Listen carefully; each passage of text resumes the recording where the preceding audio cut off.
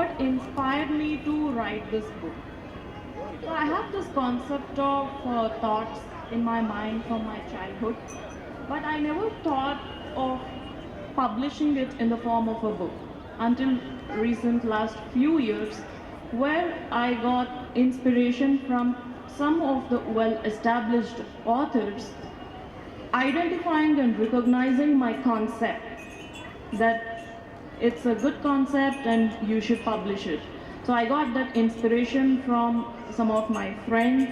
That is when I have gathered all the data which I have written on books at home into the book that I wanted to publish as Unique Thinking.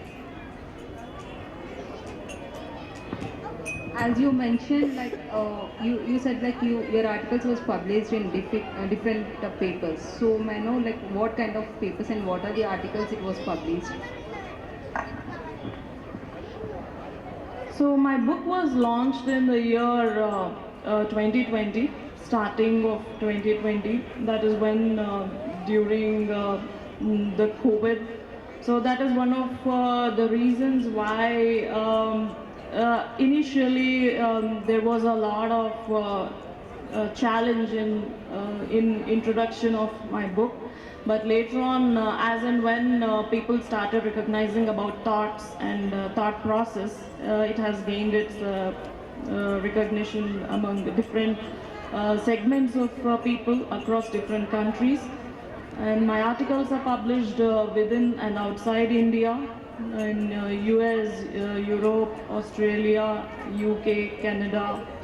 And in India, it's published in Telangana Journal, Gujarat Varta, and many other newspaper portals, World News Network, London Channel News, and in different magazines about what is that uniqueness, what causes the uniqueness about this book, and what is this thought process all about, what is the impact of the thought process in the existing world, to which extent, and what is the phenomena, what is the framework.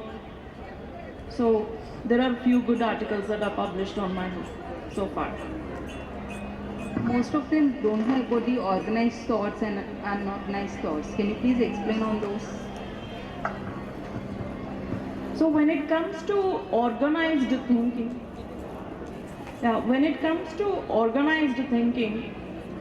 it has something to do with sequencing of your thoughts. How do you organize your thoughts in a way that you achieve the results that you want? For example, each one of us has different aspirations in terms of our career, in terms of our personal life.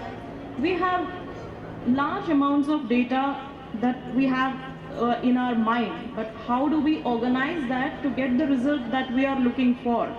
If you follow your mind and your thoughts, you wouldn't be able to achieve what you want in the stipulated time. You need to organize your thinking, have a time bound for it, and prepare a timetable, a schedule where you will work on those activities. Take it as an aspiration, inspiration, and a challenge in your life. Then only you will be able to get to the required results based on your goals. So I define it as organized thinking. You need to organize your thoughts from the abundant pool of thoughts that are there in your mind that will drive you towards what you want to achieve in your life and not what is happening everywhere. So that will save our time and efforts when we organize our thoughts and removes the distraction of thoughts and mind. Your book, Unique Thinking. So, okay, how unique thinking is important in day-to-day life? I believe unique thinking is important in day-to-day life for all of us. We don't recognize that we think unique. We don't recognize that we have this thought process happening in our mind. But this is a continuous phenomena that occurs in our mind without our knowledge and intervention. You don't need to drive your mind to follow the thought process. as and when you start working on something, that itself initiates the first stage of thought process, which is the thought occurrence. That is what we call ideas. When you are looking for something different, you have ideas. So an idea is the starting point of the thought process. This is a phenomenon where you tend to think unique. An idea can change your life, is what they say. So how does that idea, how does it can change your life? What do you have to do to make your idea be applicable and make a difference for your thinking and thought process? So you need to have an organized mindset, a unique and a different and a distinguished mindset from others. If you want to stand out as a different person from the remaining people, what do you have to do? You have to fine tune your thought process for achieving the results that you are looking for. So that is what I term as uniqueness, and we need to have that unique mindset in our everyday life, both in our personal life as well as in our professional life. So when you are living in a joint family, you want to stand out, be a leader, be a responsible person in front of your parents, your sisters, your brothers. How do you act unique? How do you think unique? What distinguishes you and stands out as a person, as an individual among your family members? So that is your unique thought process in everyday life. And when it comes to profession, in managing teams, in leading teams, how can you make yourself as a good manager? How do you claim yourself as a good leader? What makes you think unique? How should you think unique? There are a lot of people working in the same company, but your boss doesn't recognize all of them. While he tends to recognize you among 4 to 5 lakh of employees, how can you make your boss, your leader who you work with, recognize your name, remember your name? You should be unique. You should work unique. So what is that uniqueness? It's responsible for the career success in life. So that is what I call it as everyday unique thinking. This is a personal question for you. How do you think uniquely? How do I think unique? So I started thinking unique when I thought of writing this book and publishing this book. When none of my friends had this idea of writing a book, nor had the concept of defining thought process framework, that is when I realized that my thinking is a little unique and distinguished from the remaining people. And I continued thinking unique in analyzing different aspects of what is mind, what happens in the mind, how do we think in a different way. You can take the real-time examples. You don't need to have a very complicated and sophisticated and complex examples of understanding about thought process. So it is about how you apply your thought process, whether you want to solve complex problems or you want to solve your everyday problems. Anywhere thought process is applicable, and it's just that you have to define your thought process to get the results that you want in your life and what do you want to achieve in your life. So what made me think unique is my concept that so far I have never heard about thought process, thought life cycle. So what happens inside the mind? So I believe that there is a cycle that our thoughts follow. Like how, if you are working in software companies, you must have known about the SDLC, application framework, software development life cycle. We have different phases. The phases are different in all the projects. You work in different domains, different verticals, but the process framework remains the same. Likewise, the thought process framework remains the same.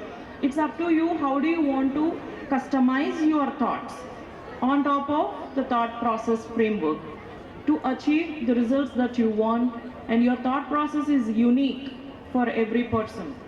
The framework is the same, but the customization and build-up of your thoughts on the thought process framework remains different and unique for every person.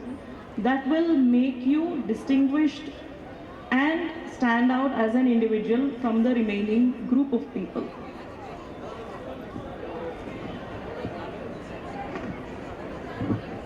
Ma'am, actually last year book fair also you visited. Your books are in the bookstore stall. Actually, your writings are on management and soft skills. Actually, I have gone through your unique thinking book. It's very useful for the upcoming those who want to go for jobs and so on. But I felt that these books are especially to build your career. You concentrated on this management side and soft skills only. You concentrate. I think. Is it correct? What I am thinking? Yeah, thanks for the question, Chandra Garu. But unique thinking is not only a management and leadership concept-based book. It is about everyday life. We can use and utilize unique thinking in our personal lives as well as in your professional life. So, for example, how can you utilize unique thinking in your personal life when you are with your family? So being a father or being a mother, you want your children to develop. So you must be staying in a community where different groups of families stay together. And every when you get to a father's meeting or a parents meeting, every parent wants their child to be different and on top of the remaining children. So how do you think unique in standing out in your family and uplifting your family? You must be having a different thought process when compared to other people. You want to stand out as a leader in your family, which others are not doing it. You want to do it in a different way that makes you a great father, a great mother. Your children can remember you. Not every family will think unique, will think different. So that is the unique thought process that you can follow when it comes to personal relationships. And apart from that, to solving the issues and the conflicts in the family, family counselings, family consultations, fights between siblings, between parents, between different relationships. How do you solve them? So what makes your family different from other families? So every family has got its own family values, family culture, the way it operates, the way it functions, the way things happen in the family, the way children tend to grow up, their traditions. So it's all different. You can't say which is correct, which is incorrect. It depends on their family values. So that makes the difference in the family and not the one among other families. So I say that unique thought process you can use like that, utilize like that in your everyday life when it comes to family, friends, relationships. So I'm writing my third book, which is about the theory of relationships. So I believe there is something called as karma, the fate that decides the theory of relationships. We have different relationships, parents, siblings, brothers, sisters, spouses. So what makes you different? What is the theory behind the relationships? And what is the role of destiny, karma, and the concept of soulmate, the reincarnation? So what are all these concepts? Are these true? And what is the impact of these concepts on the people in the society? To what extent we can believe them? To what extent we should not believe, should not have the orthodox beliefs? So all those things are coming in my third book. Thank you, Sri Lekha Garu. Hope we'll see you with more books for the future. అందరికీ ధన్యవాదాలు. ఈ పుస్తకం writers book స్టాల్లో దొరుకుతుంది, అవైలబుల్గా ఉంటుంది. Unique thinking మీద అద్భుతమైన పుస్తకంగా భావిస్తూ ఈ కార్యక్రమానికి హాజరైనటువంటి శ్రీలేఖ గారికి ప్రత్యేకంగా ధన్యవాదాలు తెలియజేస్తున్నాను.